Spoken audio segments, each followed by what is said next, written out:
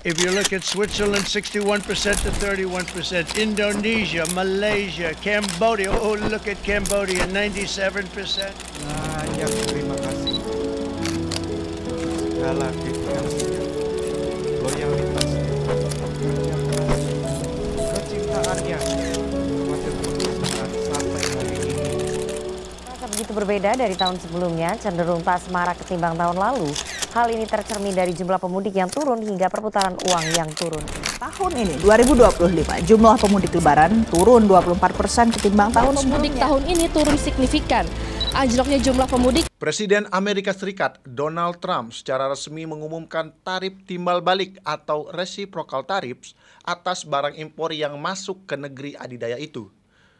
Kebijakan itu pun berlaku mulai 9 April tahun 2025 besok. Banyak negara yang turut kena kebijakan Donald Trump tersebut, termasuk Indonesia yang dikenai tarif 32%, sedikit di bawah Tiongkok yang mendapat tarif 34%.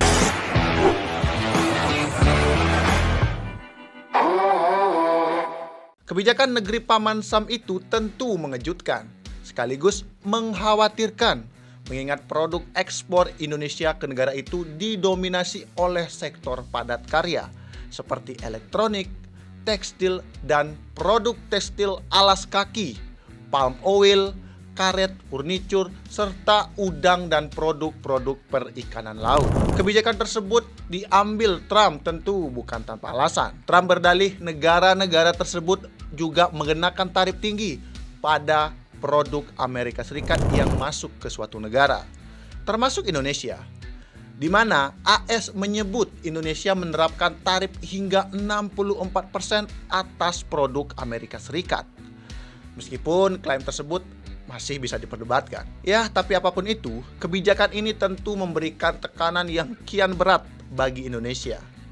Negeri ini tengah dihadapkan dengan kondisi perekonomian yang kian hari kian lesu. Daya beli masyarakat kian menurun, PHK massal, dan banyak masalah lainnya. Dan itu bisa dilihat selama periode mudik Lebaran tahun 2025 ini, di mana Kementerian Perhubungan mencatat penurunan terjadi di hampir semua moda transportasi. Itu sejalan dengan hasil survei Badan Kebijakan Transportasi bahwa jumlah pemudik susut hingga 24,34%. Dari 193,6 juta orang tahun lalu menjadi hanya 146,48 juta orang pada Lebaran tahun 2025 ini. Nah, hal ini menunjukkan banyak pemudik memilih untuk tidak pulang kampung karena lemahnya daya ekonomi mereka. Sehingga hal ini berpengaruh kepada keputusan mereka untuk pulang dan bertemu keluarga mereka di hari raya. Alarm daya beli masyarakat yang lemah sesungguhnya hampir-hampir mengekakkan telinga. Kini justru ditambah tekanan kebijakan tarif dalam tanda kutip balas dendam dari pemerintahan Presiden Amerika Serikat Donald Trump. Karena harus diakui, dampak tarif masuk negeri Paman Sam itu yang masih tinggi sama sekali tidak bisa dianggap enteng. Apalagi produk-produk utama ekspor Indonesia ke Amerika Serikat didominasi oleh keluaran sektor-sektor padat karya, antara lain terkait dengan tekstil dan perikanan. PHK besar-besaran di depan mata yang ujungnya akan membuat daya beli masyarakat semakin ambles. Bahkan dalam kalkulasi sementara Litbang KSPI dan Partai Buruh, diperkirakan akan ada tambahan 50.000 buruh yang ter-PHK dalam 3 bulan pasca berlakunya tarif baru tersebut. Lagi-lagi, korban utamanya adalah para pekerja. Di sisi lain, ancaman itu juga disadari oleh investor pasar finansial.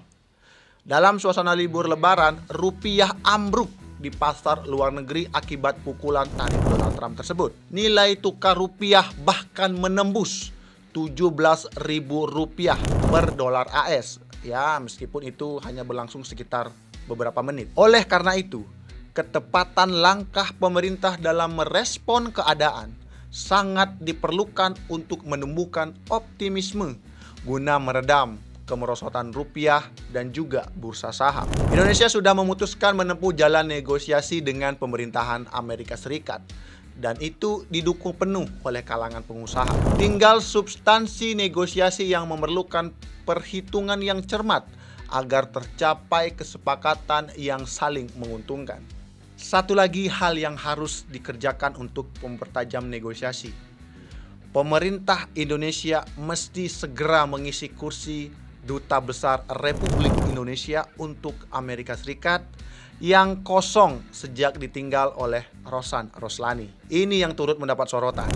Bagaimana bisa bernegosiasi kalau justru perwakilan Indonesia lewat Duta Besar justru dibiarkan kosong selama beberapa tahun. Tentu langkah di dalam negeri juga harus dilakukan dengan memaksimalkan hilirisasi dalam berbagai produk. Kemudian, sangat-sangat dimohonkan pemerintah berhenti mengeluarkan pernyataan-pernyataan tidak perlu atau yang dimaksudkan untuk candaan. Dan memang hal ini sering dilakukan. Karena alih-alih menumbuhkan optimisme, pernyataan semacam itu dari pejabat kerap menjadi blunder dan memancing sikap antipati dari publik dan masyarakat. Maka dari itu, buka mata, jangan tutup telinga. Rakyat butuh kerja nyata pemerintah karena harkat hidup mereka bukan bahan bercanda. Terima kasih, sampai jumpa.